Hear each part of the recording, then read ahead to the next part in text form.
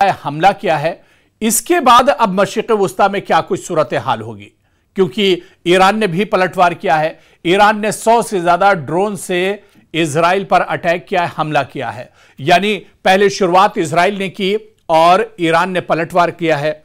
अब दरअसल यहां पर समझना यह बहुत अहम होगा कि मशरिक़ वुस्ता, ये जो पूरा खित्ता है, जो पिछले 1.5-2 साल से एक तरह से जंग के हालात से गुजर रहा है, अब इस खित्ते की सूरत हाल क्या कुछ होगी, आने वाले दिनों में मशरिक़ वुस्ता में किस तरह के हालात होंगे, मिडिल ईस्ट किस तरफ जा रहा है, क्या वाकई में यह आग के ढेर पर है, क्या यहां पर बहुत बड़ी जंग छिड़ने वाली है, और क्या इस जंग की शुरुआत हो चुकी है। जिस तरह से इजराइल ने शुरुआत की है, इजराइल ने ईरान पर अटैक कर दिया है और ईरान ने पलटवार किया है, तो अब यहां पर सूरत हाल क्या कुछ होगी। कौन कौन से ऐसे ममालिक हैं जो इजराइल या ईरान के सपोर्ट में खड़े होंगे।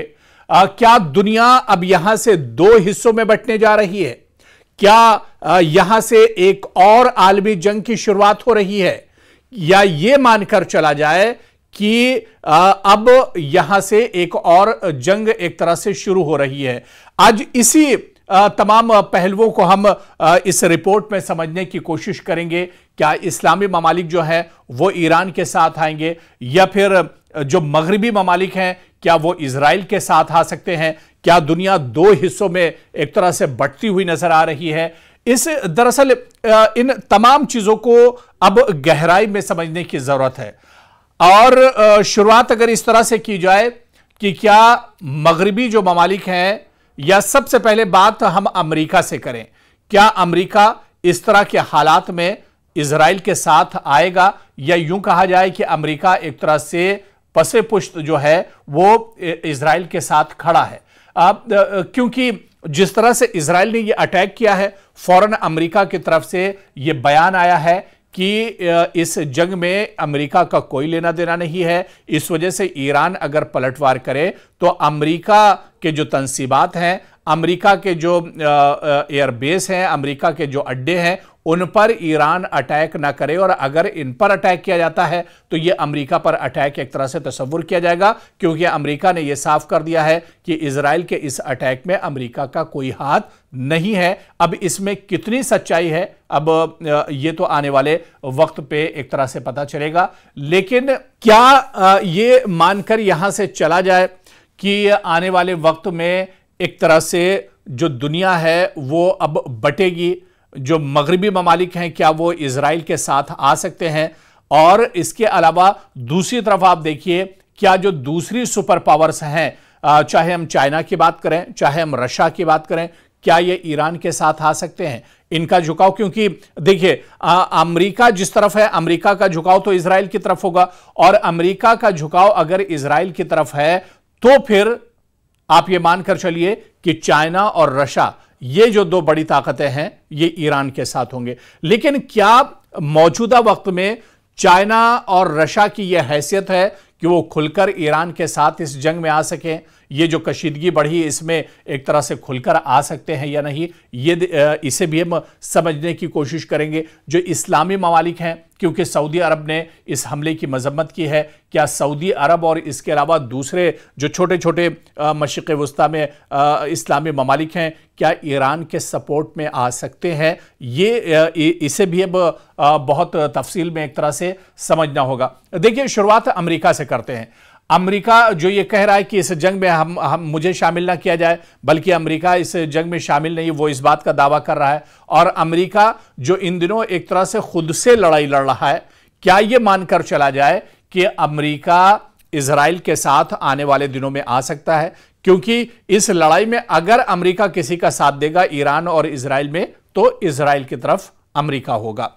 और ऐसे में क्या मौजूदा वक्त में अमेरिका इस हैसियत में है क्योंकि खुद आप देखिए कि अमेरिका पूरे तौर से जल रहा है। बड़े पैमाने पर अमेरिका और अमेरिकी सदर डोनाल्ड ट्रंप का विरोध किया जा रहा है, उनकी मुखालफत की जा रही है। एहतिजाज और प्रोटेस्ट का दौर अमेरिका की कई रियासतों और कई शहरों में एक तरह से चल रहा है। ऐसे में क्या अमेरिका, जो खुद इराक से अपने सिफारतकारों को निकाल चुका है, पहले से एक तरह से अलर्ट है, उसे इन चीज़ों का एक तरह से एहसास था, उसे ये तमाम चीज़ें पता थी कि आने वाले दिनों में इजराइल एक तरह से ईरान पर अटैक करेगा, क्योंकि इजराइल बार बार यह कह रहा था कि ईरान एटमी हथियार तैयार कर रहा है जो खित्ते के लिए बहुत बड़ा खतरा है। और इसी वजह से इजराइल ने यह हमला, और यह हमला देखिए जो टारगेट किया है वो दरअसल ईरान के जो साइंटिस्ट हैं, ईरान के जो सिक्योरिटी फोर्स के अफसरान हैं, उन्हें एक तरह से निशाना बनाया गया है और उन्हें एक तरह से इस हमले में मारा गया है। यानी कुल मिलाकर अगर देखिए तो अमेरिका खुद अपने अंदर में ही एक लड़ाई लड़ रहा है, और ऐसे में आने वाले दिनों में अगर वो इजराइल की तरफ आता है तो आप मानकर चलिए कि रशिया और चाइना जो है वो ईरान के साथ आ सकते हैं।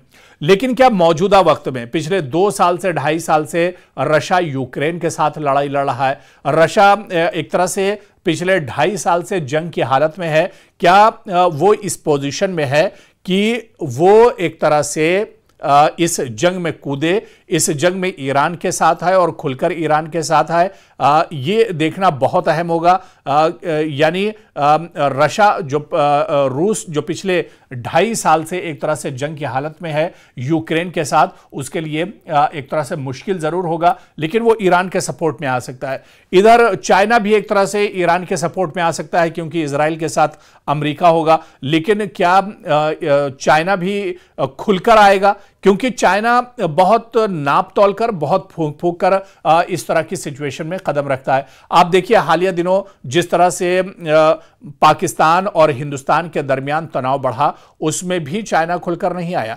चाइना का पूरा सपोर्ट पाकिस्तान की तरफ रहता है, पूरा झुकाव पाकिस्तान की तरफ रहता है, लेकिन भारत और पाकिस्तान के दरमियान जो हालिया दिनों तनाव हुआ उसमें चाइना खुलकर नहीं आया, क्योंकि चाइना पहले सूरत हाल देखता है, पहले तमाम चीजें समझता है, बहुत फूंक फूंक कर कदम बढ़ाता है। और ऐसे में अगर चाइना ईरान के साथ आता भी है तो पहले वो पूरी सिचुएशन को समझेगा, पहले वो तमाम हालात देखेगा। दूसरी तरफ अगर आप देख लीजिए जो अरब ममालिक हैं, जो इस्लामी ममालिक हैं, क्या वो ईरान के साथ आ सकते हैं? क्योंकि मौजूदा में आप देखिए तो ईरान बिल्कुल तनहा है, ईरान के साथ कोई नहीं है। और आने वाले दिनों में क्या जो इस्लामी ममालिक हैं, सऊदी अरब या अरब के दूसरे जो ममालिक हैं, क्या वो ईरान के साथ आ सकते हैं? ये देखना भी बहुत अहम होगा। दूसरी तरफ इजराइल के साथ कौन कौन खड़ा होगा? देखिए मगरबी ममालिक हमेशा से इजराइल के साथ रहते हैं, लेकिन मौजूदा वक्त में थोड़ा सा समझना होगा।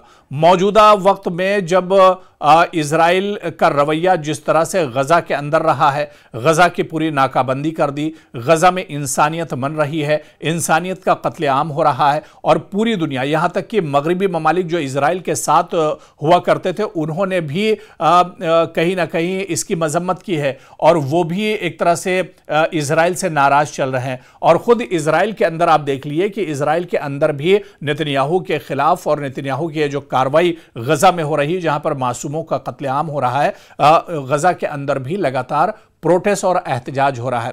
यानी अगर आप देखिए तो हो सकता है कि मगरिब के भी बहुत से मुल्क और मगरबी ममालिक जो हैं वो भी खुलकर इजराइल के साथ ना आए, लेकिन कुछ ममालिक जो इजराइल के हैं, वो कुछ ममालिक जो मगरबी ममालिक हैं वो इजराइल के साथ एक तरह से आ सकते हैं। यानी कुल मिलाकर जो हमने इस रिपोर्ट के शुरू में आपसे कहा था कि दुनिया एक तरह से बढ़ती हुई नजर आ रही है, और आने वाले दिनों में अगर इजराइल और ईरान की कशीदगी बढ़ती है तो कहीं ना कहीं ये दुनिया एक तरह से 2 हिस्सों में बढ़ती हुई नजर आएगी। यानी एक तरफ इजराइल के साथ अमेरिका और मगरबी ममालिक खड़े हो सकते हैं, और दूसरी तरफ आप देखिए कि ईरान के साथ रशिया और चाइना और इनके अलावा कुछ इस्लामी ममालिक भी जो हैं वो ईरान के साथ आ सकते हैं। लेकिन यहां से देखना यह बहुत अहम होगा, क्या महज ये इजराइल की गीदड़ भभकी थी?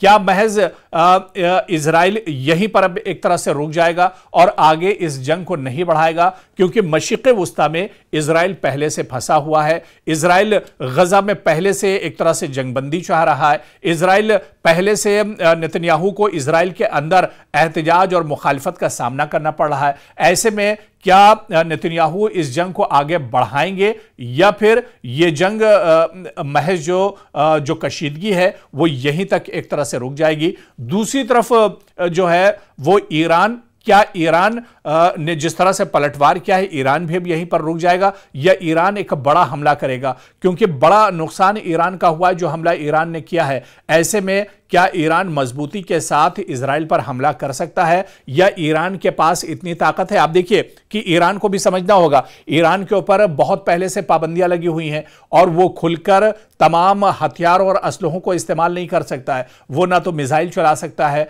ना तो एटमी ताकत, जिसको लेकर हमेशा वो चर्चा में रहा है, जिस पर बहुत सी पाबंदियां एक तरह से ईरान पर रही हैं। तो ईरान बहुत से हथियारों का इस्तेमाल भी नहीं कर सकता है। ऐसे में क्या ईरान इजराइल पर बड़ा हमला करेगा? इस बात की भी उम्मीद एक तरह से बहुत कम है। तो आने वाले दिनों में तस्वीर क्या कुछ बनती है और अगर जंग ये आगे बढ़ती है फिर ईरान किस हद तक जाएगा? क्योंकि इजराइल के साथ मामला दूसरा है। इजराइल के साथ मामला अपने वजूद का है और इजराइल इसी वजह से, चाहे वो हमास के साथ लड़ाई हो, चाहे वो हुसियों के साथ लड़ाई हो, चाहे वो दूसरे तंजीमों के साथ लड़ाई, दूसरे ममालिक के साथ उसकी लड़ाई हो, कशीदगी हो, इजराइल दरअसल अपने वजूद के लिए लड़ रहा है।